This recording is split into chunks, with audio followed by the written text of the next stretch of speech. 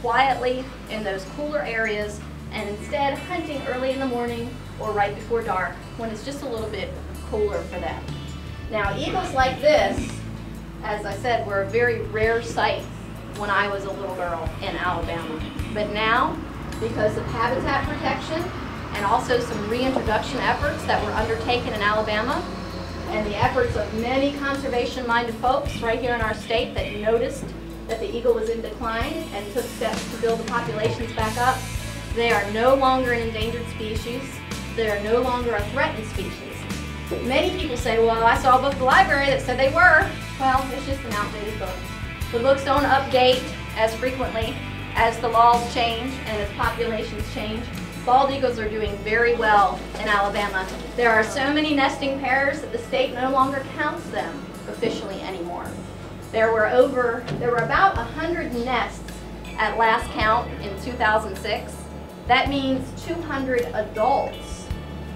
And keep in mind, in order to be a breeding adult, you have to be about 4 or 5 years old, which means hundreds more juveniles. So bald eagles are doing very well, and Lake Martin is the perfect habitat for them because of the proliferation of fish, and they eat other things too, like turtles, also muskrats, a mink, if they could catch one. I saw a bald eagle catch a mink once. Ducks, little raccoons, anything they can catch, but especially fish. Spirit here has an over 6-foot wingspan. He's not putting them out all the way there, but he has a wingspan of over 6 feet. And so you can imagine he needs a big wide open space to come in and out of his nesting area to get to his eggs and his nest. Here's his beak that I mentioned earlier that had the damage to the cuticle part of it. It's called the cirri, right here. And as you can see, eagles don't have teeth. No birds have teeth. You guys know no birds have teeth? Not a single bird in the world has a single tooth. And so if you are a meat-eating bird, like a bald eagle, you have to have a sharp hooked beak. And Spirit lacks that sharp hooked beak, which is why he has to be in captivity. Now, Spirit is an average size bald eagle for Alabama. The further north you go, the bigger the bald eagles get. In Alaska, for example, a bald eagle might weigh 4 pounds more than Spirit does, which is considerably much for a bird. Anybody want to guess how much this bird weighs? Keep in mind I'm incredibly strong. 40 pounds is a good guess, but I'm not that strong. What do you think? How many? 30? Not quite. Nope. You have another guess? 20. You guys are going in the right direction. 10 pounds. That's right. This eagle only weighs about 10 pounds. But you know what? That's a lot for a bird. The red-tailed hawk, whose foot I passed around earlier, the biggest red-tailed hawk we have around here wouldn't weigh more than 4 pounds, and that would be a monster. They are big birds, but they're mostly feather, as you can see. Big feathers, the flight feathers help them fly.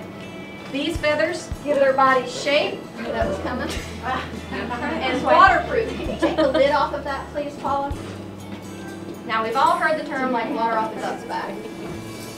But ducks are not the only birds that are waterproof. You guys see how waterproof he is? Watch that. It's like it never even happened. Believe it or not, most birds are very waterproof. There's a nice little spray for you because they live outside. If they got wet every time it rained, they would be much heavier. They wouldn't be able to fly. They wouldn't be able to hunt. And so they stay waterproof in a couple of ways. First of all, if you look at the way their feathers stack together, they're like shingles. See that? They're layered just right, perfectly spaced, and very well designed to have the bird perfectly outlined with a shingling effect. In addition, that feels good, doesn't it? In addition, many birds, including eagles, have a gland at the base of their tail, and it's an oil gland. And when they clean themselves, kind of the equivalent of me doing this, they run their beak through that oil gland, get the oil in their beak, and then rub their beak through their feathers. Kind of like taking some pomade on your fingers and putting it through your hair. And they waterproof their feathers that way. And again, it's essential for a bird like this to not be waterlogged. They need to be waterproof so they can fly and hunt.